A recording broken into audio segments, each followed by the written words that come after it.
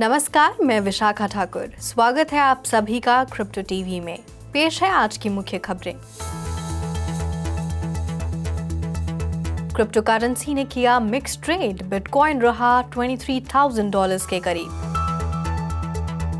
Bitcoin minor को scientific ने bear market के बीच $100 मिलियन इक्विटी फाइनेंसिंग को जुटाया।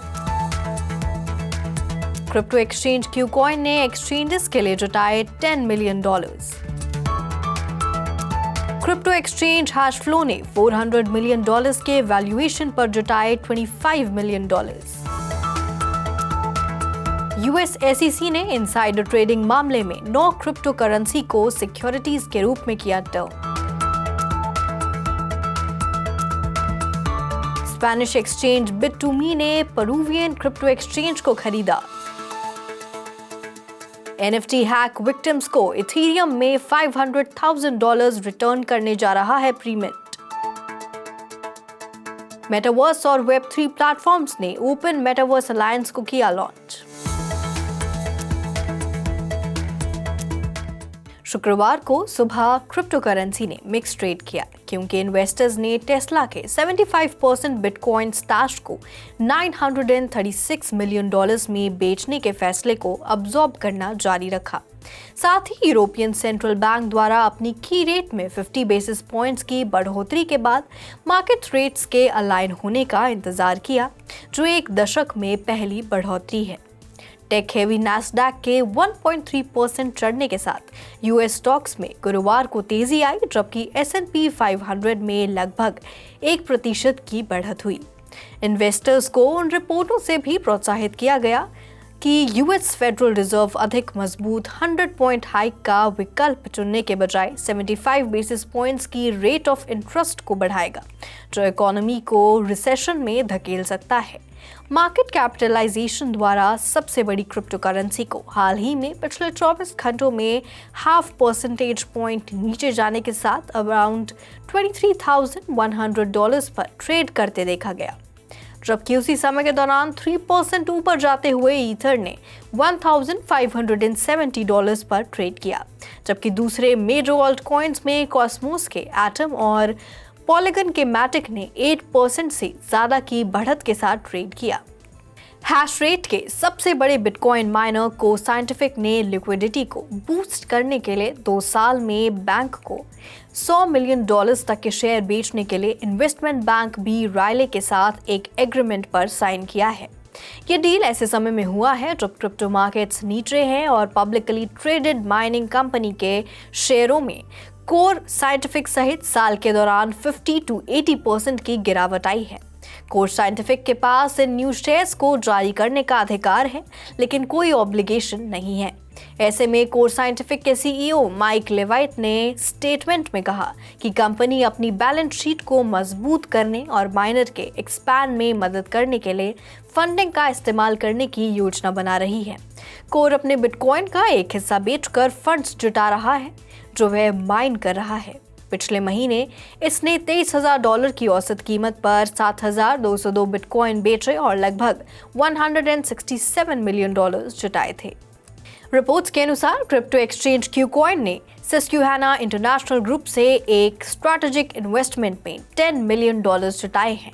क्यूकॉइन इस फंड का इस्तेमाल इंफ्रास्ट्रक्चर को अपग्रेड करने और ज़्यादा प्रोडक्ट्स को रिलीज करने के लिए करेगा, जबकि एडिशनल फंड्स को क्यूकॉइन के ग्लोबल एक्सपेंशन और हायरिंग प्लान्स में इस्तेमाल किया जाएगा। ऐसे में फर्म के पास आज तक 300 से ज़्यादा जॉब ओपनिंग्स थी। क्यूकॉइन और सस्क्यूहाना में क्रिप्टो स्टार्टअप्स के लिए नेटवर्क इंक्यूबेट और बिल्ड करने में मदद करने के लिए एक खास काम करेंगे, खास करके KCC चेन पर बिल्ड प्रोजेक्ट्स के लिए, जो क्यूकॉइन द्वारा सपोर्टेड ब्लॉकचेन नेटवर्क है। 2021 में founded San Francisco based decentralised finance trading platform Hashflow ने अपने लेटेस्ट राउंड के फंडिंग में $400 मिलियन के हायर वैल्यूएशन पर $25 मिलियन जुटाए हैं। इस फंड्स का इस्तेमाल इस साल के अंत में अधिक लोगों को हायर करने और स्ट्रक्चर्ड प्रोडक्ट्स को लॉन्च करने के लिए किया जाएगा। Jump Crypto, Wintermute, GSR, Ledger Prime, QCP, Altonomy, Dragonfly Capital, Electric Capital और क्रिप्टो करेंसी एक्सचेंजेस की वेंचर कैपिटल आर्म्स कॉइनबेस और क्रैकन उन लोगों में शामिल थे जिन्होंने राउंड में पार्टिसिपेट किया था। US securities and exchange commission ने क्रिप्टो ओवरसाइट के अपने चल रही प्रैक्टिस के हिस्से के रूप में 9 डिजिटल टोकन्स को सिक्योरिटीज के रूप में घोषित किया है।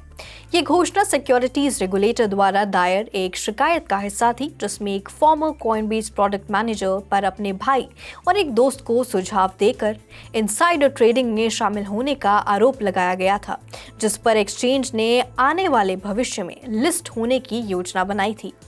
सिक्योरिटीज के रूप में पहचाने जाने वाले टोकन में फ्लेक्सा का AMP, RLY, DDX, XYO, RGT, LCX, POWR, DFX और KROM शामिल हैं। ये पहली बार है कि सिक्योरिटीज रेगुलेटर ने इश्यूअर को चार्ज किए बिना कई क्रिप्टो करेंसी को सिक्योरिटीज के रूप में पहचाना है।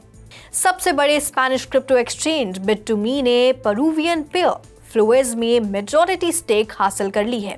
Bit2Me के चीफ ऑपरेटिंग ऑफिसर एंड्राई मैनुअल ने एक लोकल पब्लिकेशन को बताया कि 85% स्टेक की खरीद 1 मिलियन यूरो से ज्यादा में हुई है।